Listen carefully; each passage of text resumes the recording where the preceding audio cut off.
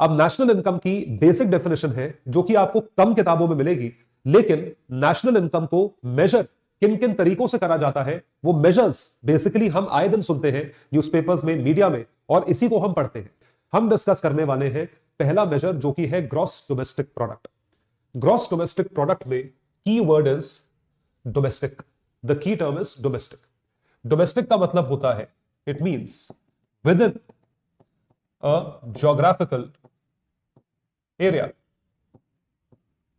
It means with in a geographical area. एक geography के भीतर, एक एरिया के भीतर, एक टेरिटरी के भीतर, एक बाउंड्री के भीतर। अगर एक ज्योग्राफिकल एरिया के भीतर, if with in a geographical territory anyone, and I repeat, any person is earning income, कोई भी इंसान यदि एक पर्टिकुलर ज्योग्राफी में पैसा कमा रहा है तो उसको हम उस ज्योग्राफिकल एरिया की जीडीपी में ऐड करेंगे। We will be adding that to the GDP of that particular geographical area. हम डिस्कस करने वाले हैं पहला मेजर जो कि है gross domestic product. Gross domestic product में key word is domestic. The key term is domestic. Domestic का मतलब होता है, इट मींस, अब आपको एक और कॉन्सेप्ट के बारे में समझाते हैं। वो कॉन्सेप्ट जो है वो कॉन्सेप्ट है डेप्रीसिएशन का। The concept of depreciation. Depreciation का मतलब होता है wear and tear of assets. I repeat, wear and tear of assets. Wear and tear का मतलब हुआ कि आपके जो एसेट्स है उसकी वैल्यू कम होती है। हर एसेट की वैल्यू कम होती है। ये डिजिटल बोर्ड लगा हुआ है, स्मार्ट बोर्ड कहते हैं इसे। इसकी वैल्यू जितने पे खरीदा था अब तक इसकी वैल्यू आधी से कम रह गई है। ये कंप्यूटर है, ये कैमरा है, ये लाइट्स है, एसी है, सबकी वैल्यू कम हो गई है। Every single thing has lost its value.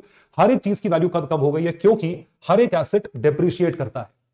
तो डेप्रिसिएशन की डेफिनेशन है regular wear and tear of assets. इस चीज को आप ध्यान रखेंगे, प्लीज रिमेंबर दिस। अब प्रॉब्लम क्या है? प्रॉब्लम नहीं कह सकते, मतलब इसमें डेप्रिसिएशन का एक मुद्दा है। वो क्या है कि डेप्रिसिएशन में एक कॉस्ट लग रही है क्योंकि वैल्यू कम हो रही है, but it is a hidden cost. उसको कहा जाता है हिडन कॉस्ट। हिडन कॉस्ट का मतलब यह है कि एक खर्चा है। अगर स्क्रीन की वैल्यू कम हो रही है तो मेरी जेब का खर्चा है, लेकिन it does not result in any outflow of money from my pocket. Outflow of money यहां पर नहीं होता। It does not result in any outflow of money from my pocket. मेरी पॉकेट से कोई भी पैसा बाहर नहीं निकलता। क्योंकि मेरी पॉकेट से कोई भी पैसा बाहर नहीं निकलता है, इस वजह से इस खर्चे को कहीं दिखाया नहीं जाता।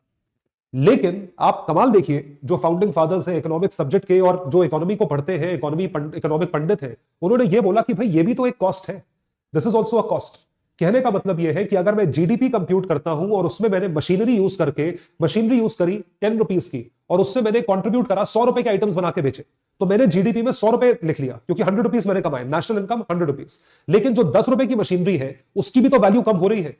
उसकी वैल्यू कम होकर 9 रुपए रह गई, फिर 8 रुपए रह गई।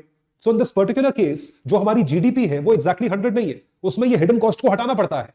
तो 100 की जगह 99 की आपकी एक्चुअल जीडीपी आई, ये चीज हम अकाउंट फॉर नहीं करते। तो हमें यह कहा गया कि डेप्रिसिएशन का इफेक्ट भी आप हटाएं, उससे आपकी जीडीपी की फिगर एक्यूरेट आएगी। इस वजह से ये जो ग्रॉस फिगर है इससे डेप्रिसिएशन को रिमूव करा जाता है। ग्रॉस माइनस डेप्रिसिएशन, और जो फिगर हमारे सामने आती है उसे कहा जाता है net. This figure is termed as net. इसको नेट फिगर कहा जाता है। तो नेट फिगर जब हम कैलकुलेट करते हैं तो वही जीडीपी बन जाता है नेट डोमेस्टिक प्रोडक्ट। अब आपको एक और कॉन्सेप्ट के बारे में समझाते हैं। वो कॉन्सेप्ट जो है वो कॉन्सेप्ट है डेप्रिसिएशन का। The concept of depreciation. Depreciation का मतलब होता है wear and tear of assets. I repeat, wear and tear of assets. Wear and tear का मतलब हुआ कि आपके जो एसेट्स है उसकी वैल्यू कम होती है। हर एसेट की वैल्यू कम होती है। ये डिजिटल बोर्ड लगा हुआ है, स्मार्ट बोर्ड कहते हैं इसे। इसकी वैल्यू जितने पे खरीदा था अब तक इसकी वैल्यू आधी से कम रह गई है। ये कंप्यूटर है, ये कैमरा है, ये लाइट्स है, एसी है, सबकी वैल्यू कम हो गई है। Every single thing has lost its value. हर एक चीज की वैल्यू कम हो गई है क्योंकि हर, ठीक है। फिर आता है तीसरा प्रोडक्ट जिसे कहा जाता है gross national product. I repeat, इसे कहा जाता है gross national product. Gross domestic product में डोमेस्टिक वर्ड जो था उस पे फोकस था, यहां पे नेशनल पे फोकस है। नेशनल का मतलब है एवरीथिंग ऑफ द नेशन या nationals of the country. Nationals का मतलब हुआ कंट्री में जो बात हो रही है इंडियन सिटीजन्स की। हम इंडियन सिटीजन्स की बात कर रहे हैं जो कि भारत में ही रिजाइड करते हैं, जैसे कि मैं, जैसे कि आप, जैसे कि मोदी जी, जैसे कि अंबानी साहब। जैसे कि विराट कोहली, ये सब भारत के सिटीजन तो हैं, लेकिन ये सब भारत में ही रिजाइड करते हैं, they are residents of India. तो इंडियन सिटीजन इन इंडिया, ये तो जीडीपी में भी आता है और जीएनपी में भी आएगा, दोनों में आएगा।